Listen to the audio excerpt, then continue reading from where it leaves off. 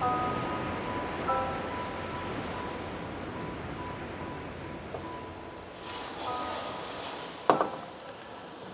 back to the channel, guys. I'm really excited for this video. It's Saturday here in Tarifa, and as you can see, it's a bit overcast behind me, but we don't really care for the clouds because today we actually have some solid swells pumping throughout the bay. In my last wave video here from Tarifa, I basically went into the session without any preparation, and I'm trying to become a better wave windsurfer and better at wave riding. And you guys actually left some really helpful tips down below in the comments on my last wave video. So for today, I want to take a bit more methodical approach to actually make some progress in my wave surfing. So we're going to take a look at 4 of your tips down below in the comments, and I try to follow those during today's session to actually improve my wave surfing, because I think there was some really solid advice down below. At least it makes sense to me from my noob wave surfing perspective. So let's take a quick look at the conditions first. I'm always checking Wind Guru here because Wind Guru basically combines a lot of weather models, so I think the average that you end up with is pretty accurate here for Tarifa, and it's actually pretty strong. We have later in the afternoon 21 to 26 knots, so that should be plenty enough to have us powered through the wave session. You never quite know with the clouds if they are affecting the wind, but yeah, we have a solid base wind. And then here on Wind Guru, it says we have 1.30 meter waves with a 14 to 15 second period swell. So that's pretty solid, but I actually like to look at another website for this. I'm going to Surfline because they're really focused on the waves. And yeah, we can see here today we have in the morning 0.8 meters, later on 1.20 meter. So it looks like we're going to have 1.20 meter to 1.30 meter with around a 15-second period swell. I think pretty good conditions for me to make some improvements today with a clean wave.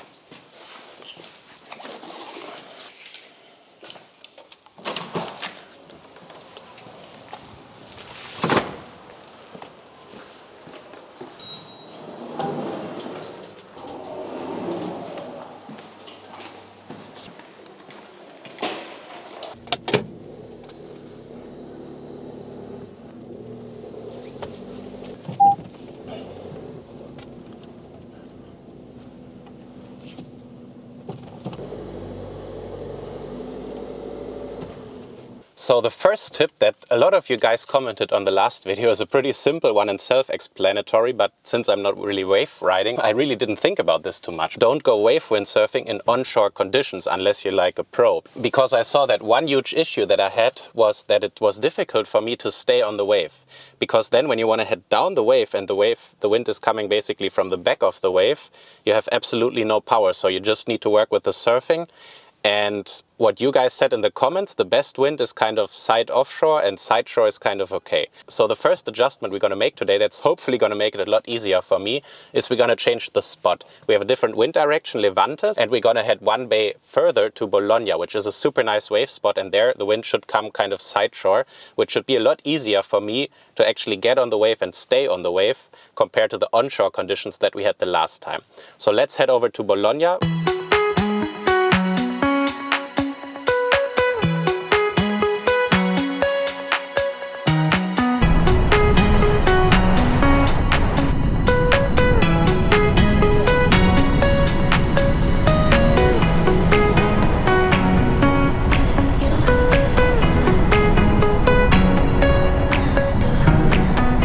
So this is Bologna, one bay further, and the conditions are not really 100% there yet, but that gives us some time to rig up, and later in the afternoon both the waves as well as the wind should pick up. Right now there's sometimes some sets rolling in, looks a bit choppy, and the wind is maybe around 12 to 14 knots, so it's also not super windy. But I think with these side shore conditions it will be possible, even if we're not like fully planing, to go in and catch a wave sometimes. Gonna be hard work. Okay, so the second tip that I got from you guys is that I have to put the front foot straps more narrow, because what I'm doing right now is I'm kind of using a little bit more like a free ride position and put pressure on the rails, but you don't want to do this apparently in wave surfing. You want to stand more in the center line of the board, that then in the turn with my toes I can kind of push on the other side of the board for it to turn. So we're going to use this kind of footstrap position, I think also quite far forward, and this should allow us to make also more snappy turns, and the waves are actually picking up in the background. Looks beautiful now.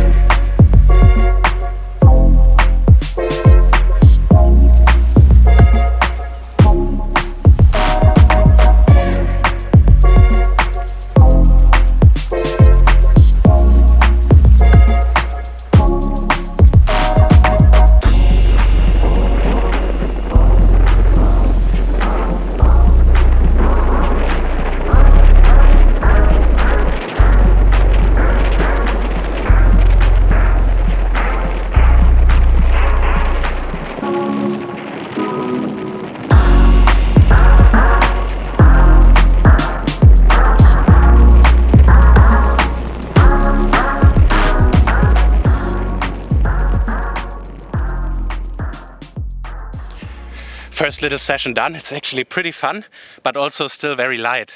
And what I notice in these conditions is that like reading the ocean and seeing when a wave is coming and positioning is super important, because you don't have power to move around a whole lot. So you want to be kind of in the right place, in the right time. And I caught 2 waves. I think one is on camera, so I'll play it now. And what I immediately felt that with the footstrap position further inward, I have much more control on turning the board onto the wave and into the bottom turn. So this was working out great, this tip. Thank you guys for commenting this. But yeah, I only caught 2 waves because 2 times I went in and it was just flat. But now I'm going to go out and practice more the second tip. The third tip you guys gave me is to grab the boom as wide and especially the backhand as far back as possible during the bottom turn. And then as I go into the top turn, slide the backhand all the way to the front where the harness lines are. And grabbing the boom wide before the bottom turn should allow me to not get so far away from the wave and stay more on the wave during the turn. So I'm not sure what this is going to do, but we're going to give it a try. By the way, the gear that I'm using here is free wave gear. I'm on the 105 Blue Rabbit by Futurefly and a 5.1 Spy by 0.7. Both are free wave gear. The thruster setup on the free wave board allows me to use it in all sorts of conditions, whereas the Spy sail gives a little more power compared to the full-on wave sail. Since I don't do any crazy jumps and tricks yet, I think this setup allows me to progress the quickest on the waves. Guys, quick advertisement for me, I guess. I'm actually importing Futurefly boards together with Mario this year. So if you guys are looking for a new board with the best quality on the market, feel free to reach out to me at contact@nils-bach.com. And whether you're looking for a new board or a demo board, like actually this one I was using in this video, the 105 Blue Rabbit, or even the 132 Dark Horse, both are demo boards that I'm using here in Tarifa, you can also reach out to me at this mail. So we will have the right board for your needs and can help you figure out what you need according to your level and style of windsurfing that you do. Back to the video.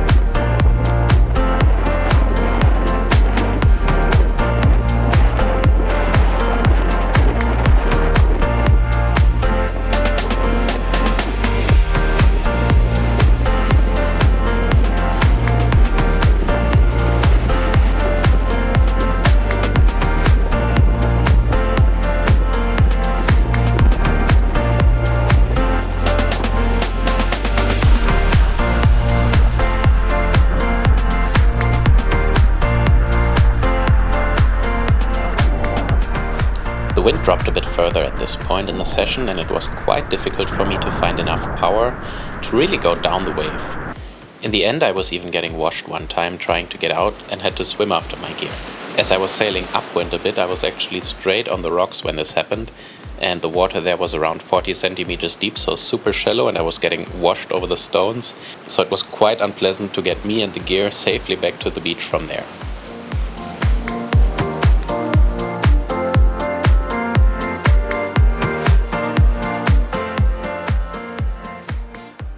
Oh, so I just came off the water and slowly I'm getting tired. But I have to say, this really helped to put a wide grip with my hands and to take the backhand as far back as possible before the bottom turn, and I was getting a lot more power and could actually go, because before I always had the problem when I was grabbing more narrow that I couldn't really go down the wave in the side shore conditions. So this was a really good tip and helped me a lot. Still, I feel that I'm lacking a lot of power. We have like 12 to 14 knots, I would say. And I'm slowly managing to like catch a wave outside and then ride it all the way in, like on the wave, and kind of stay positioned on the wave instead of riding away from the wave like I used to do. So slowly getting better. Let's go to the fourth tip that you guys told me, and that is to make a more snappy bottom turn by putting more pressure on the back foot. So we're going to try this now, and I'm going to head out one more time. So let's see what we can do. And before I headed out for the final session of the day for myself to test out the last tip, I actually borrowed my gear to Christopher, who was filming me before, and he just arrived the day before from Germany, so he didn't bring any gear, and he was never in his life sailing wave gear or wave conditions before. So here's what this looked like. Es ist jetzt nicht zu spät. Wie lang, wann kommen die Sets immer? Das weiß man nicht. Dann warte ich jetzt, bis 3 Wellen durchgegangen sind, die groß waren. Du musst eigentlich, wenn du das machst, musst du schon im Wasser stehen, weil sonst brauchst du zu lange. Da kommt das Dickes. Nein, da kommt nichts. Da kommt gerade nichts. Geh jetzt raus! Ruhig ein bisschen Gas! So when you're trying to get over the shore break, it's always a bit about timing. That you don't go when the biggest sets are rolling in. And actually, as luck would have it, as soon as Christopher went out, I could see on the horizon that there were some swell lines coming in, which happened to be kind of the biggest set of the day. So he was actually super lucky that he got out and got out of kind of the impact zone where the waves break before this big set would hit. And what this set looked like, I'm going to show you right now.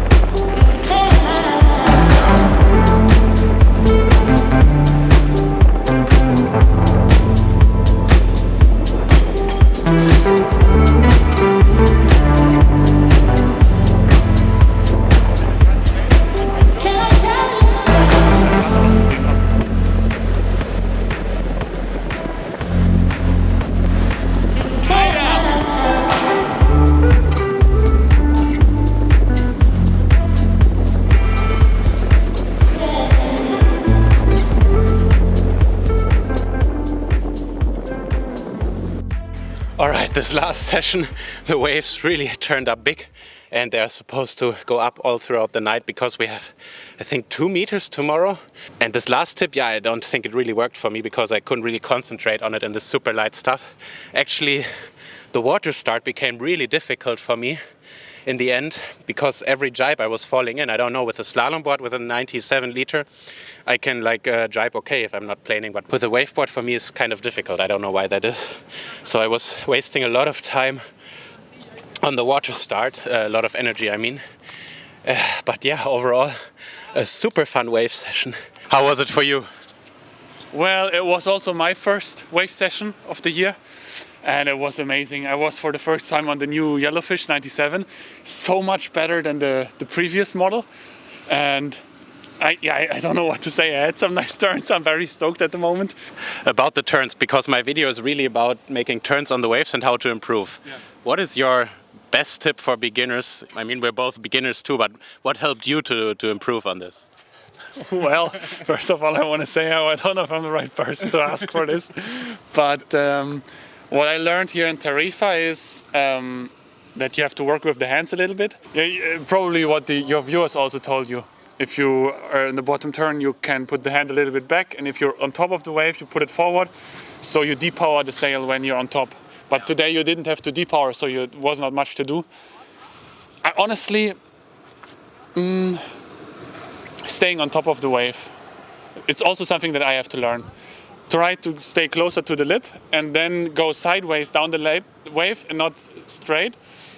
And this I also have to learn. But for me, really, like, I changed the board now to the new model, and this already was a world. It turned on its own, and I just realized I want to quit the free race project and start the wave project.